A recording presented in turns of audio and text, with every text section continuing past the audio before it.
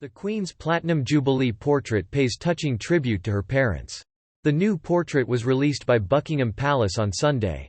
The Queen is all smiles as she sits down to work in a new image shared by Buckingham Palace to mark the start of her Platinum Jubilee. The intimate portrait shows her attending to her red dispatch box of official paperwork as she has done for nearly every day of her remarkable 7 decades on the throne. At the age of 95 and as she becomes the first British monarch ever to reign for 70 years, her dedication to her duties is unwavering, as this image of her taken in the wood-panelled saloon at Sandringham shows. And the enduring influence of her beloved father King George VI, whose death at Sandringham on February 6, 1952, propelled her into the role of sovereign, is clear to see as she sits alongside a 1948 framed photograph of him with a corgi. Elegant in a lime green dress by Angela Kelly, and with a bowl of delicate snowdrops at her side, she also pays tribute to her mother, wearing 2 diamond ivy leaf clips given to her by the Queen Mother for her 21st birthday in April 1944. In footage released along with the image, the Queen is discussing her paperwork with Sir Edward Young, who has been her private secretary since 2017.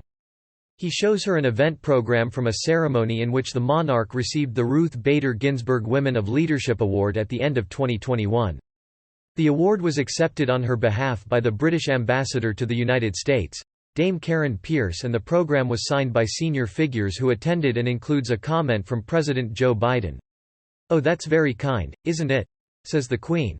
The Queen is spending her historic anniversary privately on her Norfolk estate, but said in a message, "It is a day that, even after 70 years, I still remember as much for the death of my father, as for the start of my reign." At the time of the King's death, the then Princess Elizabeth was in Kenya with Prince Philip on a tour of the Commonwealth.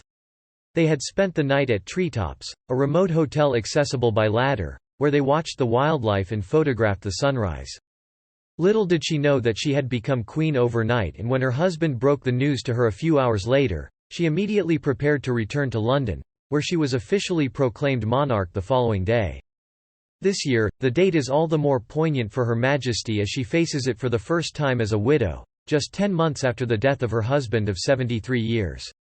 In her message, she said, "I'm fortunate to have had the steadfast and loving support of my family.